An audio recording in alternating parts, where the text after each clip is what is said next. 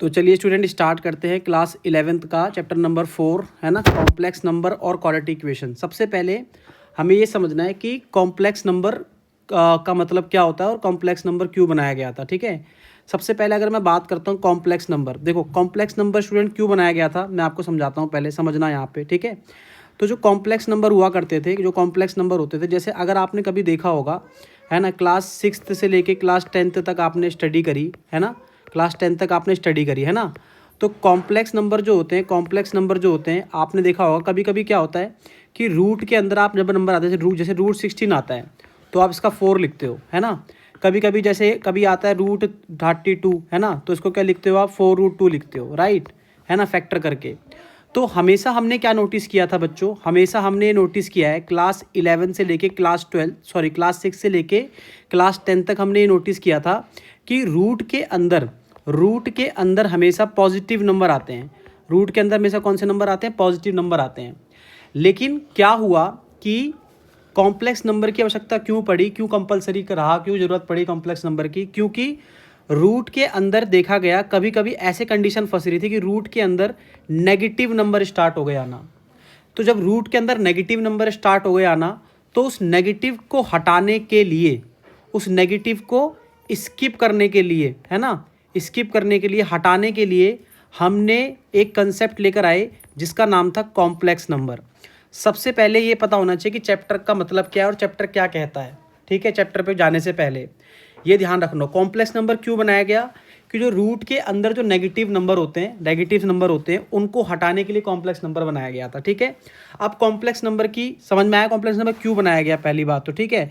जैसे मान के चलो कभी आ गया, मान के चलो -2 आ गया, तो मैं चाहूँ तो कॉम्प्लेक्स नंबर की हेल्प से नेगेटिव का हटा सकता हूँ। कैसे हटाऊंगा अभी मैं आगे आपको वीडियो में बताऊंगा। ठीक है, और आगे जब क्वेश्चंस करेंगे तो उस पर भी मैं आपको पूरा बताऊंगा। बस अभी आप सुनते जाइए और समझते जाइए कैसे कैसे करना है। ठीक है, तो कॉम्प्लेक्स नंबर का मैंने आपको बताया। अब कॉम्प्लेक्स नंबर जो होता है उसकी जनरल फॉर्म क्या होती है ये समझ लो पहले। ठीक है, कॉम्प्लेक्स नंबर जो होते हैं बच्चों, कॉम्प्लेक्स नंबर जो होते हैं CN में मतलब कॉम्प्लेक्स नंबर, इसकी जो जनरल फॉर्म होती है, वो जनरल फॉर्म क्या होती है, कॉम्प्लेक्स नंबर की जनरल फॉर्म क्या होती है, जनरल फॉर्म समझना है आपको। क्या होता है जनरल फॉर्म, A+I/B है ना, A+I/B। देखो यहाँ पर जो A और B होता है, यहाँ पे समझना है आपको, यहाँ पर जो बच्चों A और जो B है ये बिलोंग्स कर रहे हैं रियल नंबर पे, रियल नंबर है। यानी कि अगर मैं आपसे हिंदी में बोलूँ कि जो A है,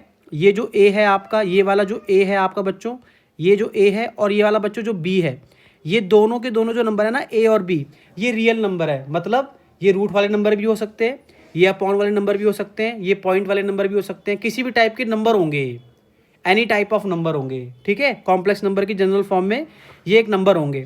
और ये आई क्या है, आई को हम लोग कहते हैं स्टूडेंट्स आयोटा, IOTA प्रोनाउंसिएशन है आयोटा, आयोटा कहते हैं आई को, I stand for iota, iota बोलेंगे आई को।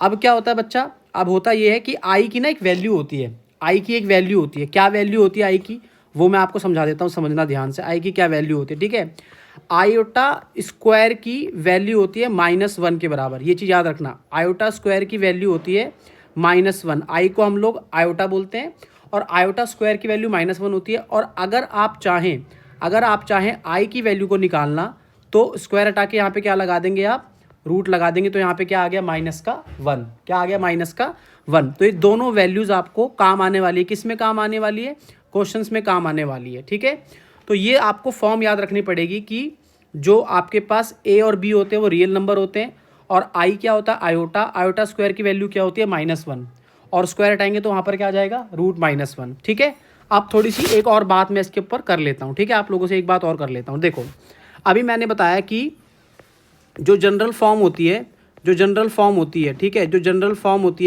General form of complex number क्या होती है, जनरल फॉर्म कॉम्प्लेक्स नंबर की A+I/B होती है। जनरल फॉर्म क्या होती है, A+I/B होती है। ठीक है, अब देखो यहाँ पे समझना मेरी बात। ठीक है, यहाँ पर ना 2 पार्ट होते हैं। कॉम्प्लेक्स नंबर जो होता है बच्चा, उसके 2 पार्ट होते हैं। कॉम्प्लेक्स नंबर जो होता है उसके 2 पार्ट होते हैं। ठीक है, कॉम्प्लेक्स नंबर के हमारे कितने पार्ट होते हैं, 2 पार्ट होते हैं। हम बेसिक समझ रहे हैं अभी, ठीक है ना, 2 पार्ट होते हैं कॉम्प्लेक्स नंबर के, 2 पार्ट होते हैं। ठीक है, कॉम्प्लेक्स नंबर के 2 पार्ट होते हैं। पहला जो पार्ट होता है और दूसरा पार्ट होता है उसे क्या कहते हैं? देखो, पहला पार्ट होता है, फर्स्ट पार्ट जो होता है बच्चा कॉम्प्लेक्स नंबर का, उसको हम लोग रियल पार्ट बोलते हैं। एक होता है हमारे पास रियल पार्ट और एक होता है सेकंड वाला हमारे पास, सेकंड जो पार्ट होता है उसे हम लोग कहते हैं इमेजनरी पार्ट। इमेजनरी पार्ट और रियल पार्ट, अब ये क्या होते हैं समझना मेरी बात को। इमेजनरी पार्ट और रियल पार्ट क्या होते हैं, देखो समझना मेरी बात को, है ना। इमेजनरी पार्ट क्या होते हैं, समझो बात को। देखो, रियल पार्ट और इमेजनरी पार्ट क्या होते हैं। देखो, जो हमने जनरल फॉर्म देखी, यहाँ पे आप जनरल फॉर्म देख रहे होगे, यहाँ पे मैं थोड़ा सा जनरल फॉर्म को ऐसे करता हूँ। देखो, ये आप जनरल फॉर्म देख रहे हैं, आप देख रहे हैं जनरल फॉर्म, ठीक है। जो जिसके साथ आयोटा अटैच नहीं है, जिसके साथ आयोटा अटैच नहीं है, आई नहीं है जिसके साथ, उसको हम लोग बोलते हैं, उसको हम लोग रियल पार्ट बोलेंगे। तो क्या बोलेंगे उसको? रियल पार्ट बोलेंगे, जिसके साथ आयोटा अटैच नहीं है। और जिसके साथ आयोटा अटैच्ड है उसको हम लोग इमेजनरी पार्ट बोलेंगे। बस ये समझ लो, इतना सा बात है। ये इमेजनरी पार्ट बोलेंगे इसको, और जिसके साथ आयोटा अटैच नहीं है उसको रियल पार्ट बोलेंगे। बस ये फ़र्क है दोनों में, ठीक है। ये फ़र्क है दोनों में, ध्यान रखना, ठीक है। तो रियल पार्ट और इमेजनरी पार्ट में आपको पता होना चाहिए कि कॉम्प्लेक्स नंबर के अंदर रियल पार्ट और इमेजनरी पार्ट क्या होता है। कभी कभी क्वेश्चन को कराने के बाद आपसे पूछेगा कि कॉम्प्लेक्स नंबर में रियल पार्ट बताओ, इमेजनरी पार्ट बताओ, फिर आपको पता होना चाहिए, तभी आप इसको कर सकते हैं, नहीं तो प्रॉब्लम आ जाएगी आपको, ठीक है। समझ में आया कि नहीं? तो ये सिर्फ चीज़ें हैं जो आपको पता होना चाहिए, फिर धीरे धीरे जो भी चीज़ें होंगी वो मैं आपको बताता जाऊँगा, ठीक है। अब एक कंसेप्ट आएगा, कौन सा कंसेप्ट आएगा आपको? एक कंसेप्ट और आएगा चल के, आगे चल के मल्टीप्लिकेटिव इन्वर्स का कंसेप्ट आएगा, है ना। मल्टीप्लिकेटिव इन्वर्स का कंसेप्ट आएगा, ठीक है। वो मैं क्वेश्चन के आगे बता दूंगा आपको कि मल्टीप्लिकेटिव इन्वर्स कैसे होता है, क्या होता है, वो अभी जब आएगा एक्सरसाइज में करेंगे तो बता दूंगा। अभी के लिए आपको इतना पता होना चाहिए, रिवाइज करा देता हूँ, ठीक है। कॉम्प्लेक्स नंबर क्यों बनाया गया? रूट में नेगेटिव को हटाने के लिए बनाया गया, ठीक है। कॉम्प्लेक्स नंबर की general form a plus iota into b होती है, a where a and b are the real number, i stand for iota, iota square equal to -1 and i equal to root -1। General form में complex number के दो part होते हैं, real part और एक imaginary part होता है। Real part जो होता है जिसके साथ आयोटा अटैच नहीं होता उसे रियल पार्ट बोलते हैं, और जिसके साथ आयोटा अटैच होता है उसको इमेजनरी पार्ट बोलते हैं, ठीक है। ये आपको समझ में आ गया होगा, इतना आपको समझ में आना चाहिए, ठीक है। समझ में आ गया? आई होप आपको समझ में आया होगा। पहले इस बेसिक को समझो, उसके बाद हम लोग एक्सरसाइज स्टार्ट करने वाले हैं नेक्स्ट वीडियो में, तो वहाँ पे आप समझेंगे, ठीक है। Thank you.